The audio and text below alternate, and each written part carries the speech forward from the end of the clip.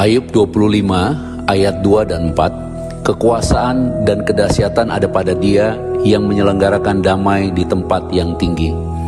Bagaimana manusia benar di hadapan Bapa dan bagaimana orang yang dilahirkan perempuan itu bersih. Ini adalah perkataan Bildad yang dalam kebingungannya menanyakan tentang bagaimana Tuhan menyatakan kasih-Nya kepada manusia berdosa. Sesuai namanya, Bildad yang artinya kasih yang membingungkan, confusing love.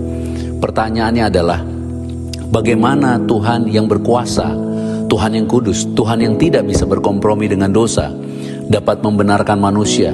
Dan bagaimana mungkin manusia yang dikuasai dosa dapat dilahirkan dalam keadaan suci? Hanya perbuatan ajaib dan dahsyat yang mustahil yang bisa melakukan itu. Namun Bapa yang maha dahsyat yang adalah kasih, dalam hikmat-Nya sesungguhnya sejak zaman purbakala, sebelum ada Abraham, jauh sebelum ada Israel, telah mempersiapkan perkara penghakiman, suatu perbuatan yang ajaib, yang dahsyat, yang tidak ada dalam pemikiran manusia. Dalam hikmat-Nya, Bapa mempersiapkan anaknya sendiri yang dilahirkan suci, dari seorang perawan yang mengandung oleh Roh Kudus. Dialah firman yang hidup, yang telah menjadi manusia. Di dalam dirinya tidak ada dosa. Namanya Yesus Kristus, Immanuel.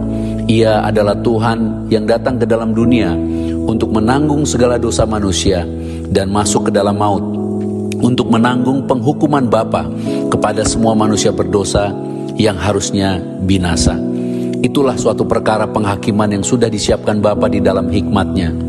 Di dalam perjanjian yang lama, hikmat Bapa dinyatakan sebagai kebenaran yang menghukum dosa dan membinasakan orang fasik. Namun kita sekarang ada di dalam perjanjian yang baru.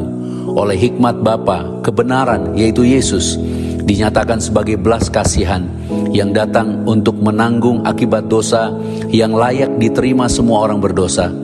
Dan dalam hikmat-Nya, kebenaran yaitu Yesus datang memberikan keselamatan yang sesungguhnya tidak layak diterima orang berdosa, namun karena iman kepada Kristus telah diberikan sebagai anugerah tanpa syarat. Inilah cara Bapa, cara yang ajaib dan kekuasaan Bapa yang dahsyat, yang sanggup melakukan semuanya itu.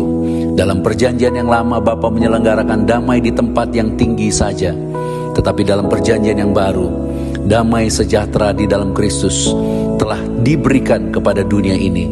Sehingga di dalam Kristus, dunia menerima damai sejahtera.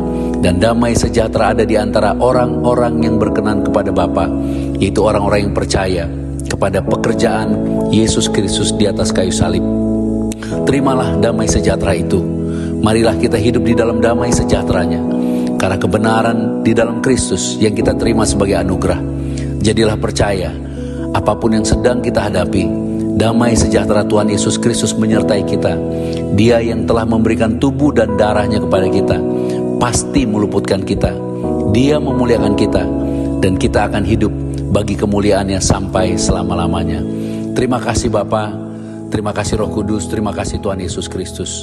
Haleluya, amin.